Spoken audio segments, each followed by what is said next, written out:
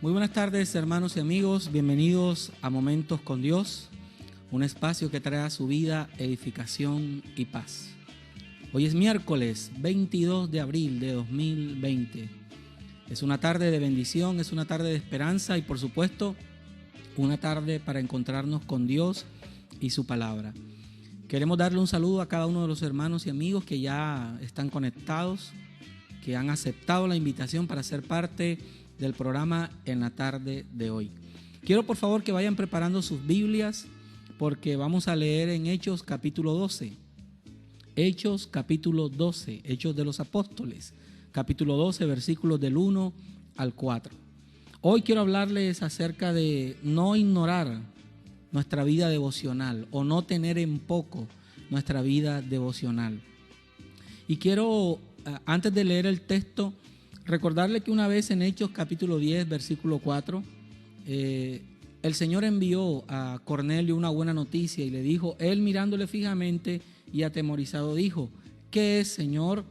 Y le dijo, tus oraciones y tus ofrendas han subido para memoria delante de Dios. Ese fue el mensaje del Señor para Cornelio. Lo que le dijo es, tus oraciones no son ignoradas, son escuchadas en el cielo, son valoradas. Así como cuando extiendes tu mano para ayudar al necesitado, tus oraciones son escuchadas en el cielo. Si el cielo presta atención a nuestras oraciones, a nuestro clamor, entonces nosotros también debemos darle a nuestra vida devocional un alto valor. Por eso el tema de hoy es no ignorar nuestra vida devocional.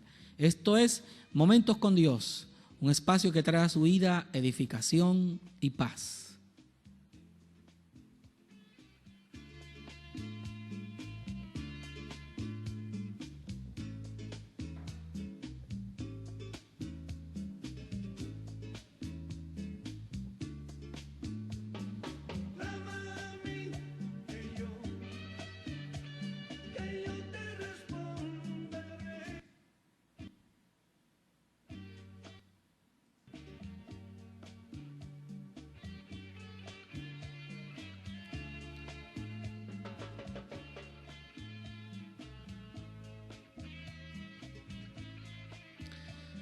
Bueno, estos días de programa han sido de bendición.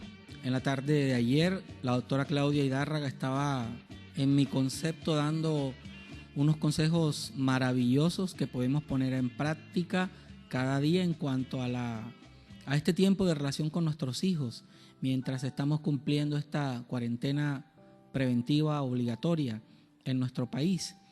Gracias por tener personas dispuestas a darnos el consejo de Dios en cada momento de nuestra vida. Bueno, hermanos, quiero iniciar así en la tarde de hoy. No es oculto para nosotros como pueblo de Dios, para los amigos que me están escuchando, que estamos enfrentando una crisis de integridad. Y estoy hablando del pueblo de Dios, del cristianismo. No solo la conducta de la iglesia está siendo puesta en duda por el mundo, por las personas que nos rodean, también el carácter de la iglesia, la naturaleza de la iglesia. Y me refiero a cada persona que forma parte de la congregación o de las congregaciones. A través de los siglos, la iglesia le ha dicho a las personas que no conocen al Señor que admita sus pecados, que reconozca sus errores, que se arrepienta delante de Dios, para que puedan tener acceso a una comunión directa con nuestro Padre Celestial.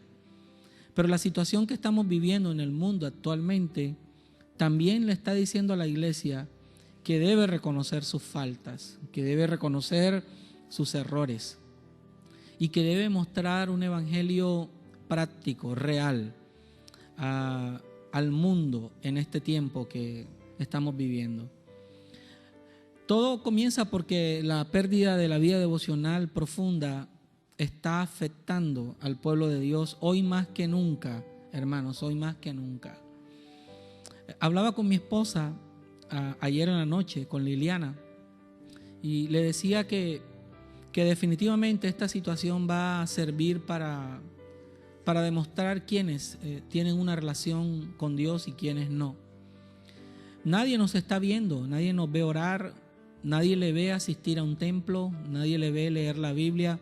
Por supuesto, Dios sí lo hace, pero estos momentos están permitidos por Dios para descubrir la verdadera comunión que hay en el pueblo del Señor.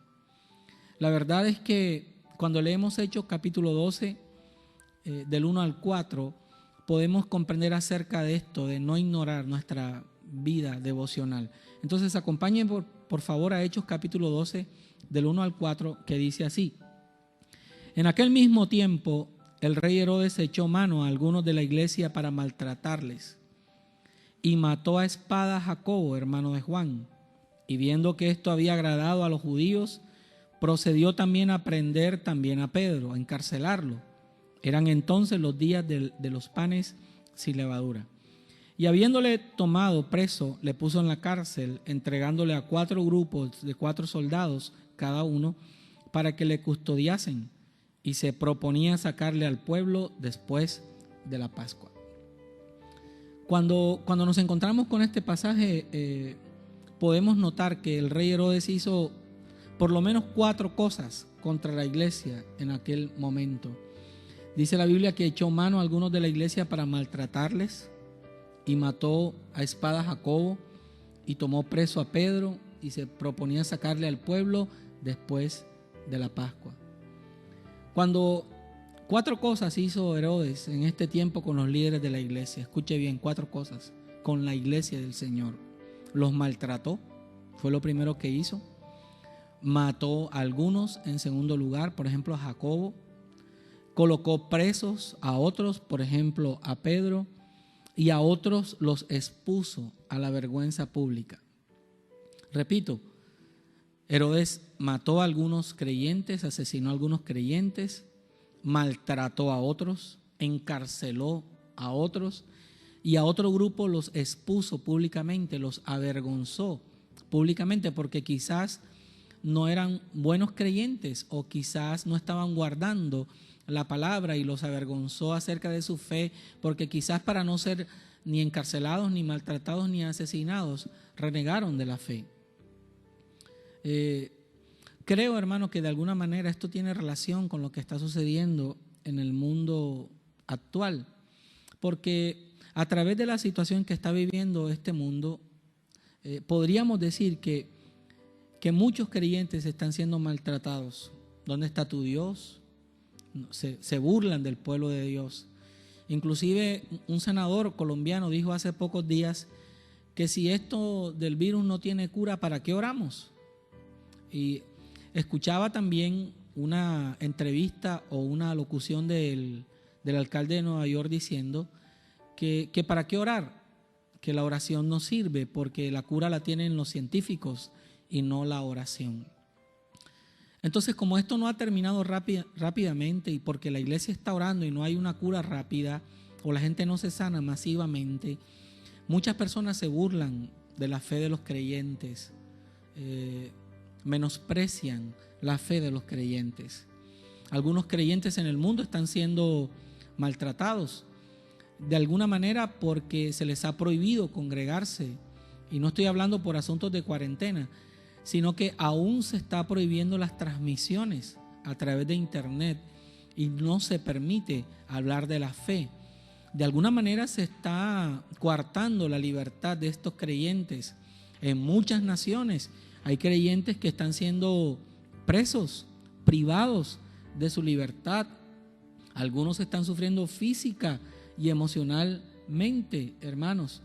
Y cuando vemos toda esta situación muy parecida al panorama que nos presenta Hechos capítulo 12, nos preguntamos dónde estaba la iglesia frente a esta realidad.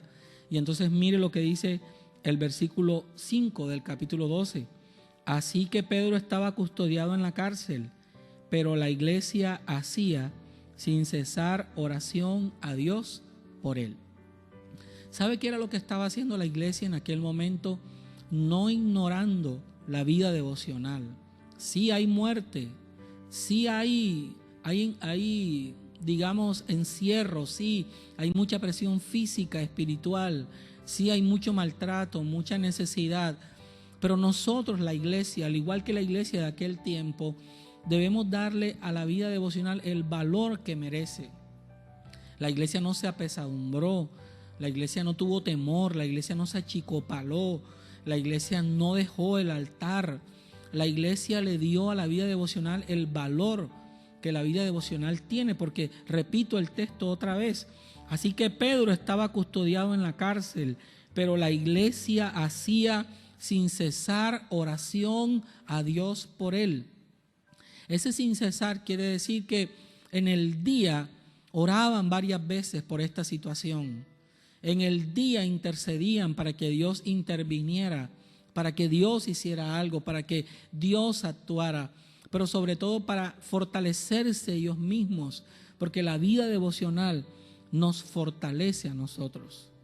Hermanos, el ambiente no era saludable en aquellos días, tal como lo es hoy, ya que el verso 6 dice que Pedro estaba durmiendo entre dos soldados, sujetos con cadenas, y los guardias estaban delante de él, y dice la Biblia que habían varios grupos de soldados guardando a Pedro. Yo pregunto, ¿por qué? Si hay un hombre preso, si está metido en lo más profundo de una cárcel, ¿por qué tienen que poner tantos soldados para que lo vigilen? ¿Por qué no uno? ¿Por qué no dos?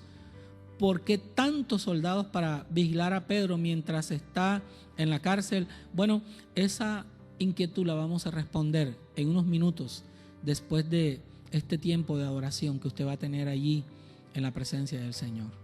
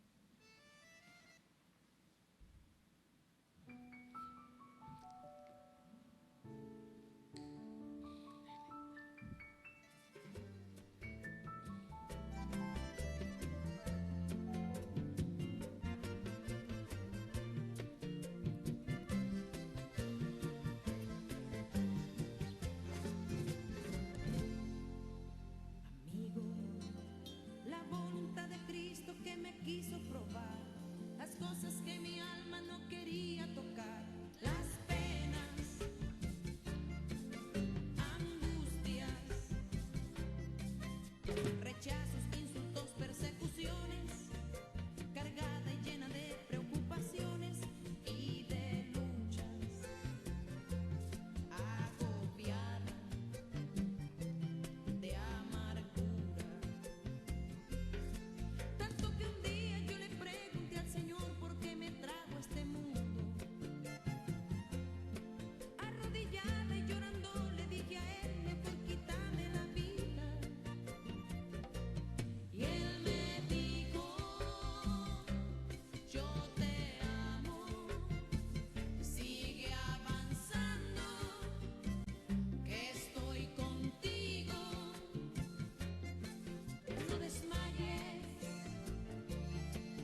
no te rindas,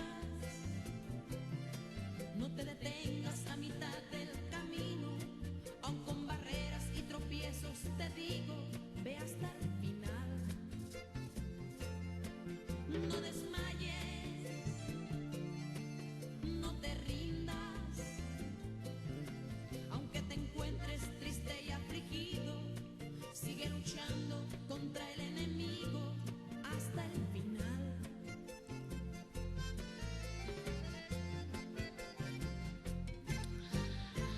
Estamos diciendo que el rey Herodes encarceló personas, maltrató a algunos, avergonzó a otros, asesinó a otros. Que el ambiente no era el mejor, pero que la iglesia no tuvo en poco su vida devocional. La iglesia comenzó a invocar el nombre del Señor sin cesar, constantemente. Ahora, mientras la iglesia está haciendo eso, Pedro está allá en la cárcel, custodiado por varios soldados, varios grupos de soldados. Y la pregunta que nos hacemos es, ¿por qué ponen tantos soldados para guardar a un hombre? A un hombre que está de pronto hasta amarrado en un cepo o que está solo. ¿Cómo un hombre sin espada, sin armas, le ofrece tanto temor a tantos soldados o a un rey tan poderoso como era Herodes en aquellos días? Entonces, en primer lugar, yo creo que Herodes colocó muchos soldados porque Herodes sabía la clase de vida devocional que tenía el apóstol Pedro. Herodes sabía lo que la oración podía conseguir. Él supo cuando la iglesia comenzó que aún cuando la sombra de Pedro pasaba por los enfermos, se sanaban. Herodes supo aquel día cuando Pedro y Juan, frente al templo de la Hermosa, a la puerta de la Hermosa, levantaron un paralítico. Herodes se enteró cuando Pedro predicó un sermón y se convirtieron más de 3,000 personas. Entonces Herodes tiene temor. Él sabe que la vida devocional de Pedro es tan poderosa, tan fuerte, que él dice, este es un hombre de oración. Es mejor colocarle soldados porque uno solo no es suficiente para resguardarlo a él. Es increíble que a veces el mismo enemigo sabe lo poderosa que es la vida de oración y nosotros no. Herodes sabe que hay un poder enorme en la comunión que Pedro tiene con el Señor. Pero hay una segunda razón por la que pensamos que Herodes colocó muchos guardias también. Y es que Herodes sabía que Pedro servía a un Dios vivo, a un Dios poderoso. Mire, muchas señales y milagros eran hechas por manos de los apóstoles, dice la Biblia. Él mismo supo que en meses atrás Pedro y Juan habían sido encarcelados, pero un ángel los sacó de la cárcel y ellos otra vez estuvieron predicando la palabra del Señor. Y Herodes dice, si eso ya pasó, puede volver a pasar. Tal vez allá colocaron pocos guardias, yo voy a colocar más para que los ángeles no puedan sacarlo de la cárcel. Él sabe al Dios a quien sirve Pedro.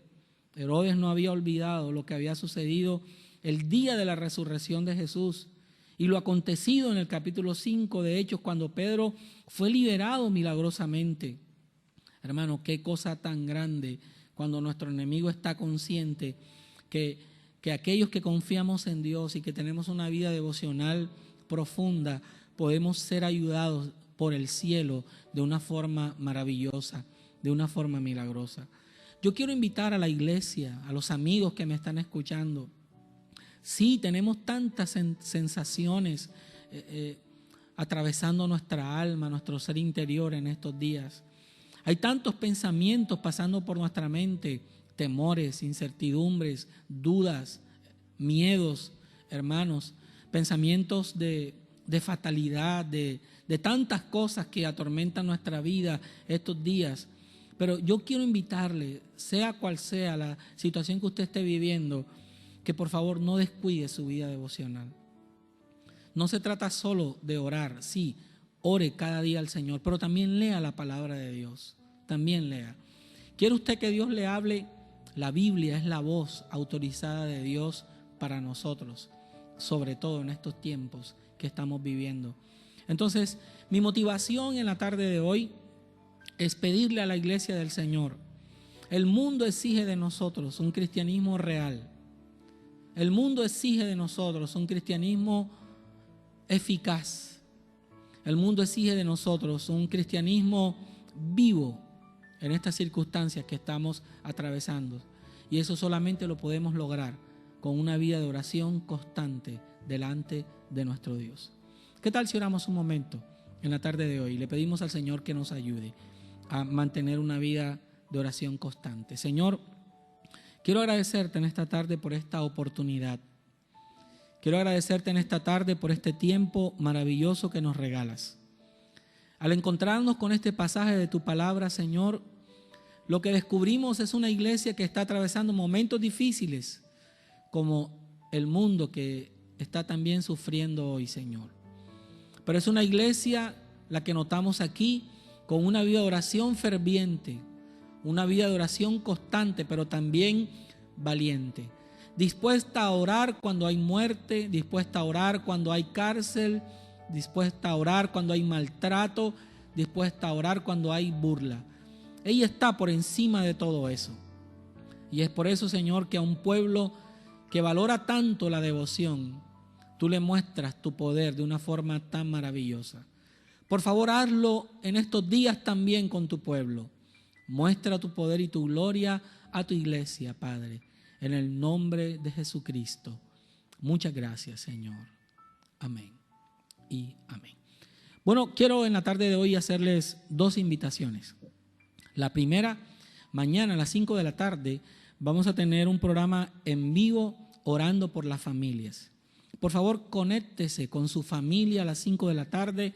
Mi esposa Liliana va a estar orando por las familias, por sus peticiones, por sus necesidades, pero también por sus sueños. Será mañana a las 5 de la tarde, recuerde. Pero también mañana a las 7 de la noche tenemos nuestro culto, nuestro tiempo de alabanza, de cantos, de escuchar la palabra del Señor y ser ministrados. Así que por favor, no se pierda esta bendición que Dios tiene para nuestras vidas. Ha sido un placer acompañarles en la tarde de hoy y esperamos que el Dios del cielo derrame abundante bendición sobre sus vidas. Bendiciones.